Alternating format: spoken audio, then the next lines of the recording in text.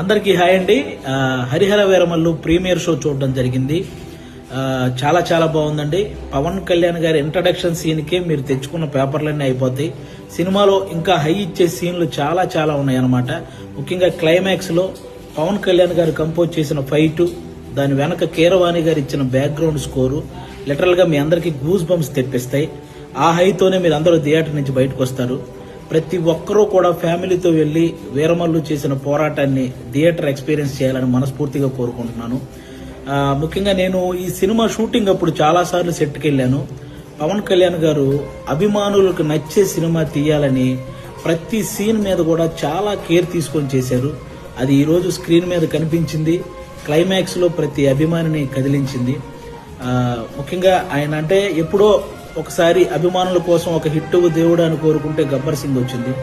ఆ తర్వాత మళ్ళీ ఇప్పుడే అభిమానుల కోసం ఒక హిట్ దేవుడు అని కోరుకున్నారు. మనకి హరిహర వీరమల్లు వచ్చింది. మీరు ఆఫ్ స్క్రీన్ లో ధర్మం కోసం పోరాడిన పవన్ కళ్యాణ్ గారిని చూశారు. ఆన్ స్క్రీన్ లో ధర్మం కోసం పోరాడుతున్న హరిహర వీరమల్లును కూడా చూసి ఎంజాయ్ చేయాలని మనస్ఫూర్తిగా కోరుకుంటున్నాను. మీరు గమనించే ఉంటారు, ఆయన సినిమా జీవితంలో ఎప్పుడు ఇవ్వనన్ని ప్రెస్ మీట్లు, ఎప్పుడు చేయనన్ని ఇంటర్వ్యూలు, అలాగే 2 ప్రీ రిలీజ్ ఈవెంట్లు, ఇవన్నీ ఓన్లీ సినిమా కోసం నిలబడ్డమే కాదు, ఏఎం రత్నం గారు అనే ఒక మంచి ప్రొడ్యూసర్ కోసం నిలబడ్డమండి. నిజంగా ఆయన భారతదేశం గర్వించదగ్గ సినిమాలు ఎన్నో తీశాడు. తెలుగు, హిందీ, తమిళ్ పెద్ద పెద్ద హీరోలతో పెద్ద పెద్ద హిట్లు ఇచ్చారు. ఈరోజు పవన్ కళ్యాణ్ గారితో ఆయన పొలిటికల్ షెడ్యూల్ని దృష్టిలో పెట్టుకొని దానికి తగ్గట్టు సినిమా షెడ్యూల్ని వేసి అక్కడ పొలిటికల్ కెరీర్లో ఆయన ఒక మైలు రాయి సాధించడానికి, అలాగే సినిమా కెరియర్లో ఇంకొక మైలు రాయి సాధించడానికి తోడ్పడిన ఒక మంచి ప్రొడ్యూసర్ అండి ఏఎం రత్నం గారు. ఆయనకు కూడా మనందరం అండగా నిలబడాలని కోరుకోవటం కాదు, వేడుకుంటున్నాను. అందరూ ప్రతి ఒక్కరూ వెళ్ళి ఫ్యామిలీతో ఈ సినిమా చూడాలి.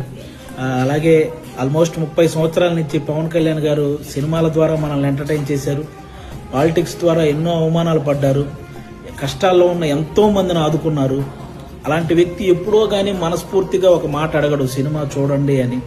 కాబట్టి ఆయన్ని అంటే ఇంకో 3 సినిమాల తర్వాత ఆయన మళ్ళీ కొన్ని సంవత్సరాలు సినిమాలు చేస్తాడో లేదో కూడా తెలియదు.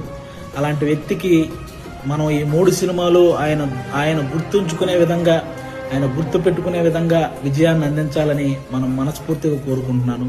పవన్ కళ్యాణ్ గారి అభిమానులందరూ అభిమానులే కాదండి, మనస్ఫూర్తిగా నేను ఒక విషయం చెప్తున్నాను. ఆయనకి నాయకులతో వ్యతిరేకత ఉంటుంది, కానీ సాధారణ ప్రజలందరినీ కూడా సమానంగా